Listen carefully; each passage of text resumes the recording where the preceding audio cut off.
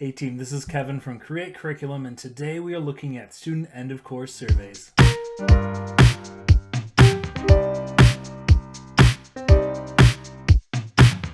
As you reach the end of the semester or school year, it's always a great idea to look back and reflect on how things went. To help with this reflection, I began using student end of course surveys. These surveys are given to students at the end of the semester or year. I got this idea from when I took course reviews in college.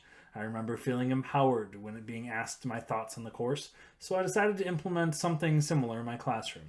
One of the best parts of this practice is that it gives students a voice and opportunity to share their opinions. It also provides valuable information if you are to teach this course again. That being said, it is very important to reflect on any information received and remember to take everything with a grain of salt.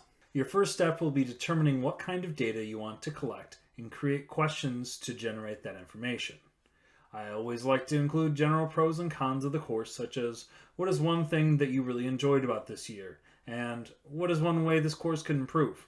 With that last question, I am always sure to coach students on what constructive criticism is so that their voices can effectively be heard in a productive manner. You may also want to include questions about specific units, novels, projects, etc. Overall, I try to limit the number of questions to 10 at most, just so that students aren't overwhelmed. So this is an example that I made that I gave to students at the end of the school year.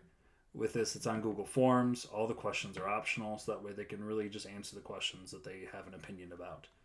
I like Google Forms because it gives me the results and a display that can easily be read and analyzed. But you can easily do this with a paper and pencil. It's just whatever works best for you and what you have available to you. But if you have Google Classroom, highly recommend a Google Form. Within this, we have a first question: what is one thing that you really liked about this course? This way we can figure out what do students enjoy so far. Because if they like it, you should probably keep it. Keep that engagement up. We also have what was one or more of your favorite texts we read this year. Now, if it wasn't their favorite, okay, sometimes we're told this is what we're reading. But with this, you could also do favorite units. Because if they like it, it's good to know. Your next question could be explain. Why did you like this? That way you can do more of that. For me, an example I had here, the Iliad, that was not a very high-rated book. So with that, I have to look at it and see why. Is there something I can replace it with, or how could I do it differently?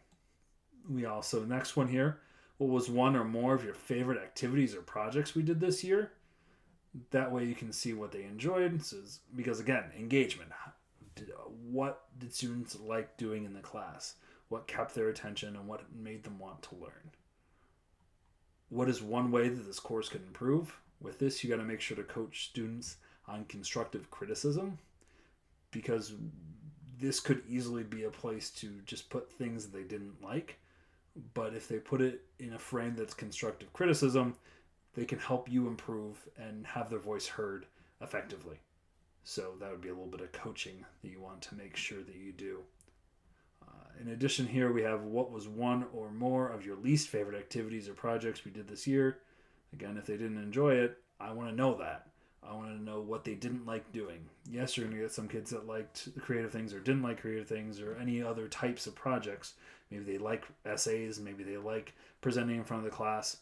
But if you get a lot of people not liking something, you might want to take a look and see how could you refine it? How could you make it better?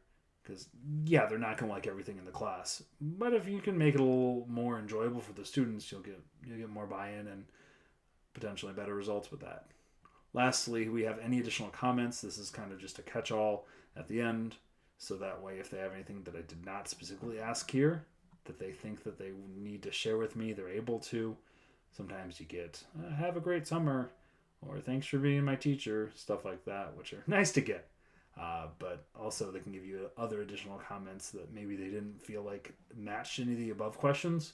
So this is a nice little thing to add on there. And also notice how I didn't have too many questions. I think I have about 6 or 7 on here. So now that you have chosen your questions, you got to figure out how they're going to answer them. You have a couple choices with this. Multiple choice, are they supposed to choose one? This will be more for like a scale. Like, how did you enjoy this year? A little bit, a lot, kind of. Or you can do checkboxes like I did for my text choices on my example survey. If you want them to choose more than one, you choose checkboxes with that. could also do short response to give more detail. This allows students to create their own verbiage, and you'll get more information out of them that way, but it just depends on what you're looking for. So think about the question and what kind of information you're going to get from it. Your final step will be to review the information you received and make a plan for the future. Look for patterns in student responses and think how this will impact your plans for next year. Thank you so much for joining me today. This has been Kevin from Create Curriculum. Be sure to comment, like, and subscribe to get notified of new content, and happy teaching.